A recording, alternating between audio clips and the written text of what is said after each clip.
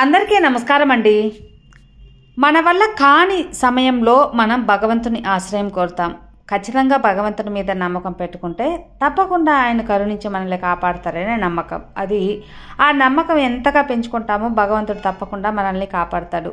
ఇది చాలామంది నమ్మకపోయినా కానీ ఇది సత్యమేనండి. దీనికి సంబంధించి ఒక మంచి సూపర్ కథ మీతో షేర్ చేయబోతున్నాను. Welcome back to our channel positive vibes in Telugu. ఒక ఊరిలో ఒక రాజ్యం, ఆ రాజ్యంలో ఒక రాజు. ఆ రాజ్యాన్ని చక్కగా పరిపాలిస్తూ ఉన్నాడు. కానీ ఆ రాజుకు ఒకే ఒక కొరత. పెళ్ళై 20 సంవత్సరాలైనా కానీ ఇంకా ఆయనకి సంతానం అనేది కలగలేదు. నా తర్వాత నా రాజ్యానికి వారసుడు ఎవరు, ఈ రాజ్యాన్ని ఎవరు పరిపాలిస్తాడు అనే ఒక ఆలోచనతో యువరాజు కావాలి అనే ఒక ఆశతో తనకు సంతాన ప్రాప్తి కోసం చాలా వైద్యుల్ని సంప్రదిస్తాడు. కానీ ఎటువంటి ఫలితము లేకుండా పోతుంది. చాలా పూజలు హోమాలు చేస్తాడు, అయినా కూడా లాభం లేకుండా పోతుంది. ఇలా ఉండగా ఈ యొక్క తన మనసులోని బాధ తన రాజ్యమంత్రికి తెలియజేసుకుంటాడు. అప్పుడు ఆ మంత్రి ఏం చెప్తాడంటే, మనకు రాజ ఋషి ఉన్నాడు కదా, ఆయన అడిగితే ఏదో ఒక సలహా ఇస్తాడు రాజా అని చెప్తాడనమాట. ఇక రాజ ఋషిని రప్పించి తన ఇబ్బందిని, తన పడుతున్న సమస్యని ఆ యొక్క ఋషికిని చెప్తాడు. అప్పుడు ఆ ఋషి, నీకు తప్పకుండా సంతానం ఉంది, కానీ ఒక యువకుడిని బలి అనేది ఇచ్చినప్పుడు నీకు తప్పకుండా సంతానం పుడతాడు.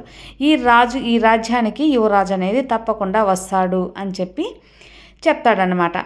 అయితే ఇది నిజంగా జరుగుతుందంటే నిజంగా జరుగుతుంది అని చెప్పి రాజఋషి చెప్తాడు. సరే, ఎవరు అసలు ఇది సరైనదైనా కాదా అనే ఒక ఆలోచనలో ఉండగా అసలు ఒక మనిషిని, ఒక యువకుణ్ణి ఎవరు బలివ్వటానికి ఒప్పుకుంటాడు అని చెప్పి అదొక సందేహం. చూస్తూ ఒక ప్రాణాన్ని తీయటం అంటే చాలా కష్టం కదా అనేది ఒక పక్క.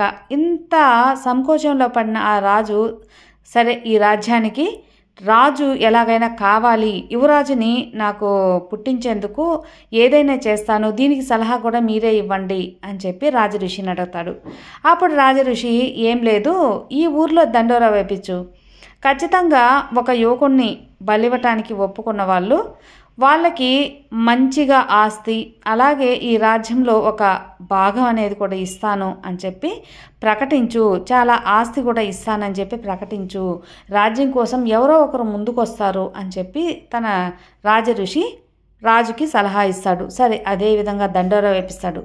చాలామంది పిల్లల్ని బలివ్వటానికి ఒప్పుకోరనమాట. కానీ ఒక వ్యవసాయి మాత్రం, సరే మనం ఇద్దాం, మనకు 4 పిల్లలు, ఒక కొడుకు పోయినా ఇంకా 3 కొడుకులు ఉంటారు, కాబట్టి రాజ్యానికి రాజు వస్తాడు, అదేవిధంగా మనకు కూడా ఆస్తి వస్తుంది, ఈ రాజ్యంలో ఎంతో కొంత భాగం మంచి ఇల్లు బంగ్లా అని వస్తుంది అనే విధంగా ఆలోచించి తన చిన్న కొడుకుని నరబలికి ఇవ్వటానికి ఒప్పుకొని రాజు దగ్గరికి పంపిస్తాడనమాట. ఇక రాజు ఆ పిల్లవాడిని ఒక అడవిలోకి తీసుకెళ్ళి నరబలి ఇవ్వటానికి సిద్ధపడతాడు. ఆఖరిగా ఒక దగ్గర కూర్చోబెట్టి, బాబు నీకు ఆఖరి కోరిక ఏదైనా ఉందా అని చెప్పి రాజు ఆ కుర్రవాడిని అడుగుతాడనమాట.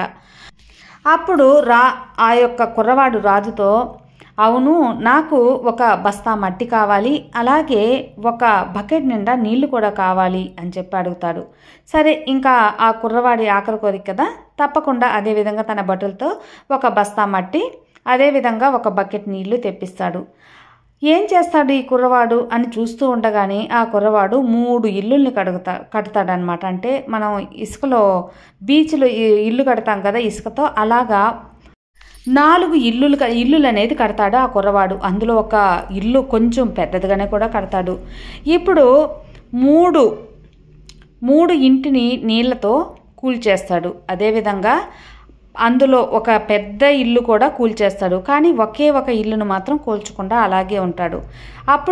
ఇప్పుడు నా యొక్క కోరిక తీరిపోయింది రాజా అని చెప్పి చెప్తాడనమాట.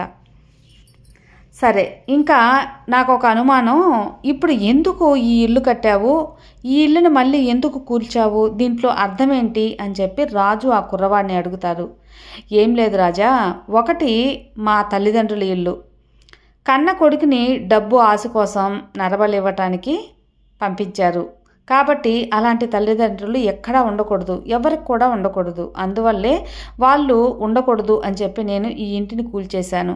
ఇక రెండవది, నా బంధుమిత్రులు అందరికీ తెలుసు ఇట్లా నన్ను నరబలికి పంపిస్తున్నారని. కానీ ఎవరు కూడా ఇది తప్పు అని నా తల్లిదండ్రులకి ఎత్తి చెప్పలేదు.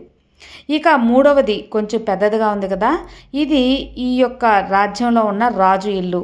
కొంచెం ధనవంతుడు కాబట్టి పెద్ద ఇల్లుగా కట్టాను. తన వారసుని కోసం, యువరాజు కోసం నన్ను నరబలి ఇచ్చి ఒక యువకుడిని, ఒక మనిషిని నరబలి ఇచ్చి తన రాజ్యాన్ని నిలుపుకోవాలి, తనకి వారసత్వం పుట్టించుకోవాలి అనుకుంటున్నాడు. ఎంత స్వార్థం! ఒక రాజుకు ఉండాల్సిన లక్షణమైనది. ఒక రాజు ఎప్పుడైనా కూడా తన ప్రజలు బాగుండాలని కోరుకోవాలి. అలాంటిది ఒక మనిషిని నరబలి ఇవ్వటానికి ఎలా సాహసించాడు? కాబట్టి అలాంటి రాజు ఈ రాజ్యానికి వద్దు, ఈ రాజ్య ప్రజలకి వద్దు. అందుకే అతను కూడా బాగుండకూడదు. అందుకే అతని ఇల్లు కూడా కూల్చేశాను. ఇక నాలుగవ ఇల్లు, ఈ ఇల్లు భగవంతుడు. ఈ ఇల్లు ఎందుకు కూల్చలేదంటే, నేను ఏదో ఒక రూపంలో నన్ను కాపాడుతాడు భగవంతుడు అని చెప్పి నమ్ముకుని ఉన్నాను. అందువల్ల ఈ యొక్క ఇల్లుని కూల్చలేదు. ఇందులో భగవంతుడు ఉన్నాడు, ఏదో ఒక రూపంలో నన్ను కాపాడుతాడనే నమ్మకం అని చెప్పి చెప్తాడు. ఇవన్నీ విన్న తర్వాత రాజుకి కొంచెం భయంగానే ఉంటుందండి. అంతేకాకుండా ఇంత తెలివైన కుర్రాడు, ఇంత క్లారిటీగా మాట్లాడే కుర్రవాడిని ఎందుకు మనం నరబలి ఇచ్చి వేరే పుత్రుడిని పుట్టించుకొని రాజుని చేయాలి?